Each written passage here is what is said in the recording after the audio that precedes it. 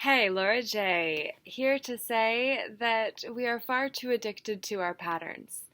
We have to be willing to break them in order to change the neural pathways of familiarity within our own brains, to help us break through the terror barrier of change where we are no longer who we were before we left for the journey, and yet we're not yet who we're becoming at the end of it, and we're right in the midst of it. And it just feels really messy when the truth is that in the mess we find the message. My name is Laura J. I am a farm girl from Norfolk County, and I have had a really amazing life, and I'm so grateful. And I couldn't have done it if my soul hadn't chose the circumstances I was born into, for all of the gifts and grace that I was given, and also all of the challenges and karma that I came here to resolve with other souls, that ultimately, when I do the work on myself, I also do in those who are around me too. And so I really have become one who respects the fact that I believe we do healing for our lineage, both forward and backward 7 generations, when we do the inner work. And so I say that it is time for us to learn to go inward, which is why I've created the Peaceful Inner Warriors United movement. And it's an ambitious task to say, let's be the Peaceful Inner Warriors United. Let us come together and be able to figure out how to connect with the I am that I am presence that connects to the threefold flame within, and actually understand what that means. Let's understand what it means to have a corona, so that we stop fearing it and understand that it's the gaseous aura around a sun of which you and I are both one, incarnate in here. Do you see the flame in my eye? That's the ring light in truth. But what you'll also know is that when I, Laura J.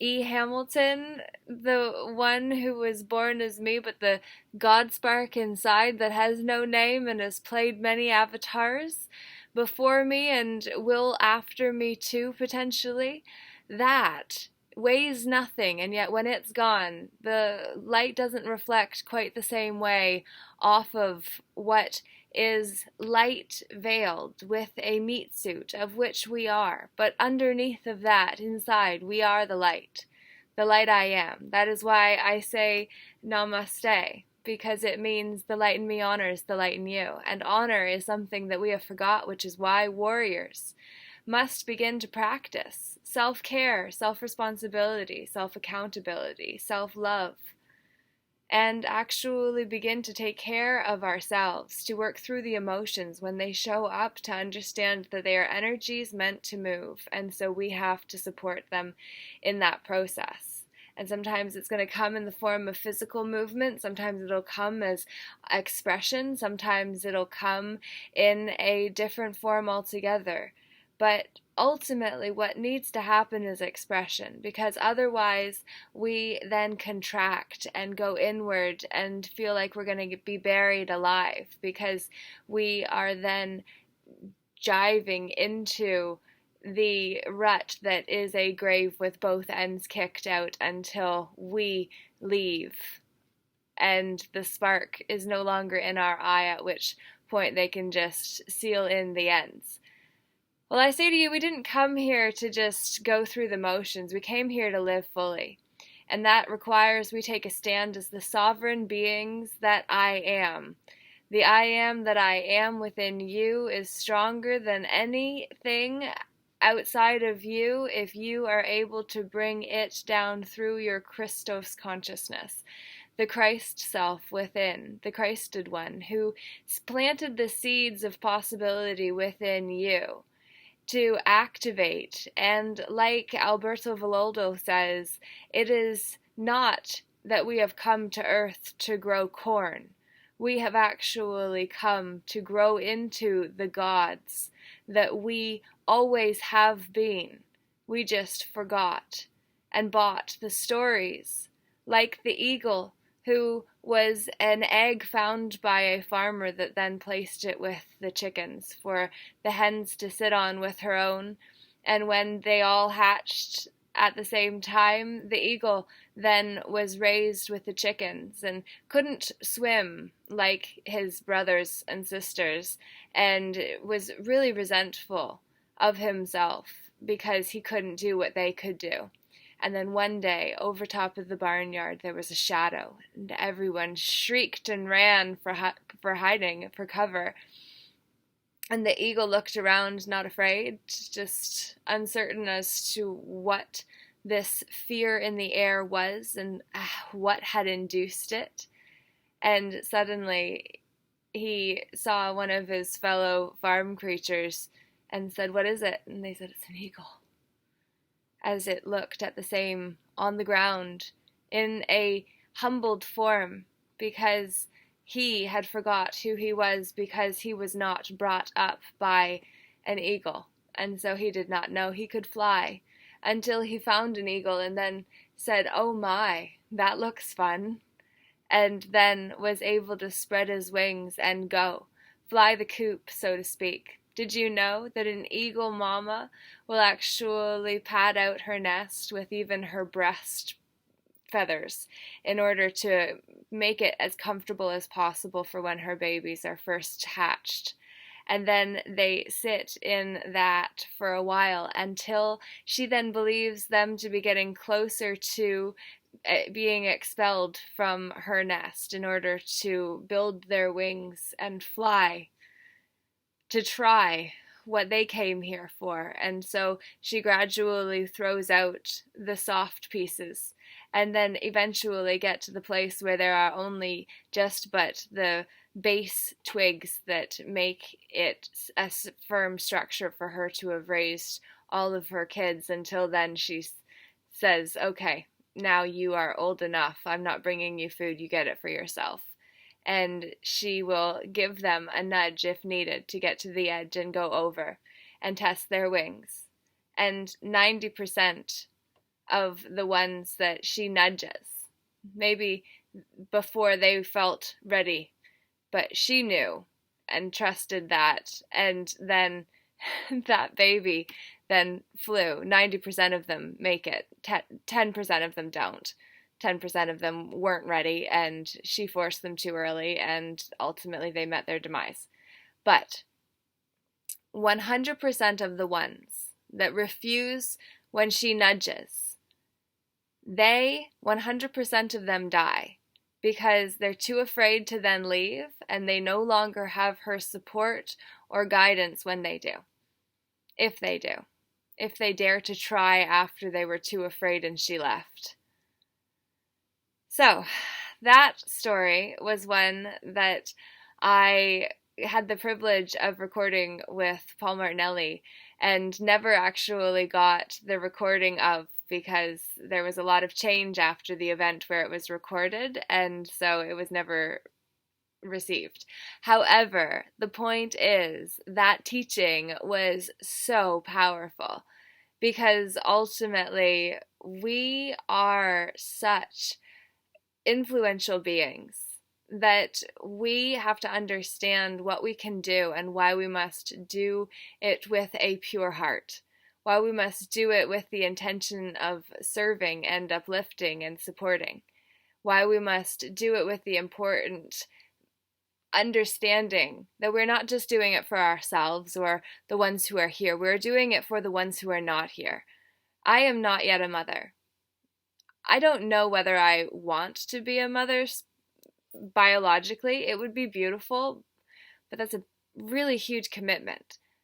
But what I do know is that even though I need my recharge time, which is why I don't know about full-time parenting, what I know is that there are a lot of people that really could use the support of someone who had to learn to responsibly parent herself.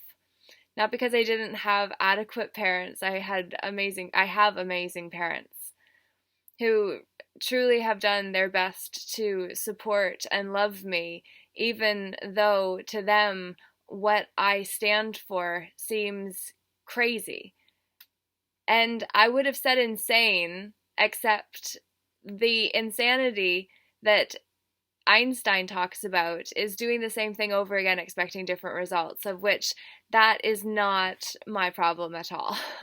My problem is saying peace is possible and we can do it, and we're the ones that are on the field to do it. We are the best that our ancestors thought could possibly be able to turn this ship around. They sent us. We're here. Let's do it. Let's turn the ship around, my friends. This is the message for January 6th in the blog series that I look forward to continuing on with as I actually focus on some of my own personal goals and host summits, because the gathering of people is what is really going to turn the ship around too. And that is why yesterday I co-hosted the Peaceful Inner Warriors United first of 2021 experience, and we're going to be doing it again on the 19th of January at 7 p.m. Eastern Standard Time. So talking about legacy part 2.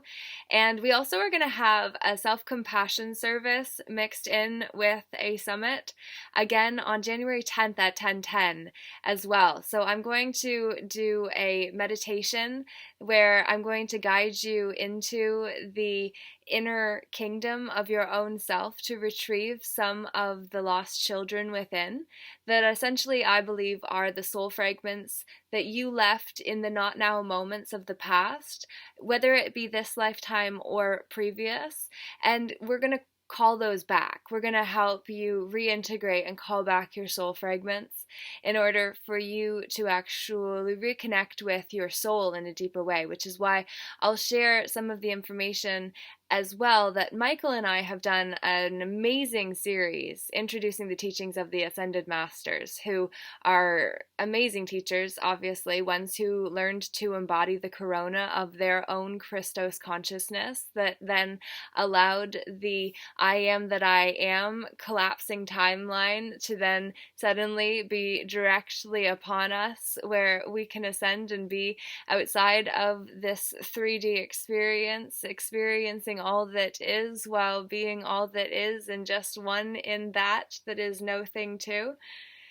We are so much more than we give ourselves credit for, and we are so much less significant when we try to micromanage. So let's just get out of the way, let's connect and hear what each other have to say. Let us understand that there is a lot of conflict and turbulence and tension that is happening, which was addressed in the summit prior to it, where the current president is saying that it is a war where the territory being fought for is your soul. And people are not getting that. And there is a lot of disqualified, dysfunctional response techniques and strategies and tactics being used against the people right now, and our boxes are what keep us separate and away from triumph. And so we must decide to bring heart onto the end of that which is driving the caboose, and to realize that what we are truly moving here and must consider is the destiny of our whole civilization. Do we want to become like Lemuria and Atlantis and the other sunken societies that ruined themselves? Or are we going to actually be willing to change that, to become ones who live within the golden age? To be the ones that bear the water responsibly, understanding if you try to quench the thirst and your fist to hold more water, you will lose it. But if you open it and cup it and simply nurture and receive and support, there is a lot more fluid connection there that allows the water to stay than when you try to grip and control and contrive how things are going to happen. It's not necessary. So, thank you for tuning in to this episode of the 33 Days to Dream a New Dream series that are going to be video messages from here on out. I've gotten in the habit of writing emails, which is why I have not been doing these expressly as videos, but then I have been posting quite a lot, so would love to know what it's all been meaning to you, for you. Comment specifically on this video. If you've watched any of the previous ones, comment on them.